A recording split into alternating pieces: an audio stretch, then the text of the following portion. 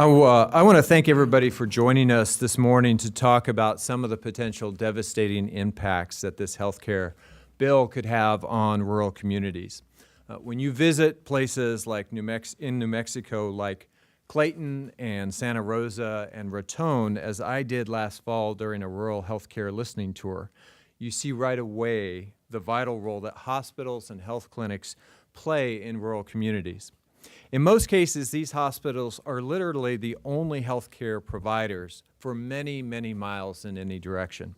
And hospitals are often, additionally, the major employer in small towns.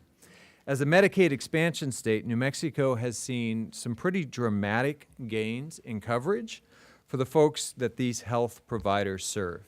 And I have heard from many New Mexicans who have told me how access to health care coverage has helped their families and in some cases even saved their lives.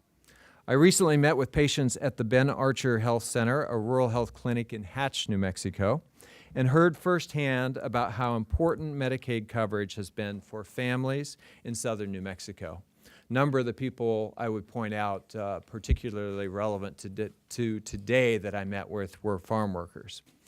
One of the New Mexicans I met with there was Anna Marie Kreider. She is a Las Cruces native who worked for the Las Cruces Public Food Service for 22 years.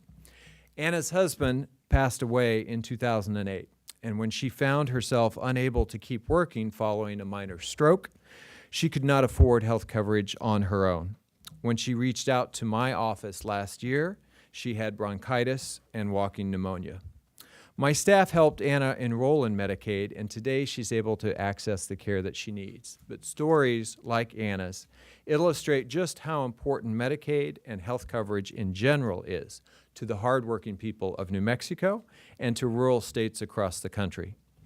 The Joint Economic Committee, where I serve on as ranking member, is releasing a report today about the devastating impacts that TrumpCare will have on rural health care in states like New Mexico. Medicaid expansion and the need-based tax credits for individual health care markets plans in the ACA have been critical financial lifelines for rural health providers. Rural health providers face enormous challenges because it is financially difficult to provide care to populations that live in vast spaces and are generally older, poorer, and more prone to chronic diseases than those in urban areas. Over the last 5 years, we have seen incredible health coverage gains across New Mexico, particularly in the rural and tribal communities. That means that instead of seeing uninsured patients coming into the emergency department with expensive medical emergencies, rural health providers are able to help patients live healthier lives with a preventive medicine approach and access to primary care.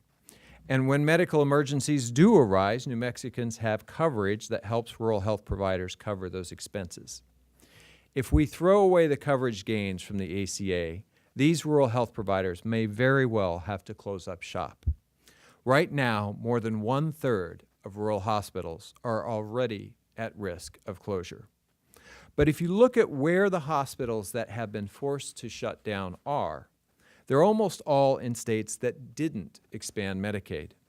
If rural hospitals shut down, healthcare delivery in rural New Mexico would be destroyed, and the economic impact in rural states like ours would be severe. It's estimated that when a single hospital closes in a small rural community, nearly 100 jobs are lost, taking more than $5 million out of the local economy. We shouldn't allow the president and Republicans to wreak this kind of chaos and deny whole communities in New Mexico accessible health care facilities.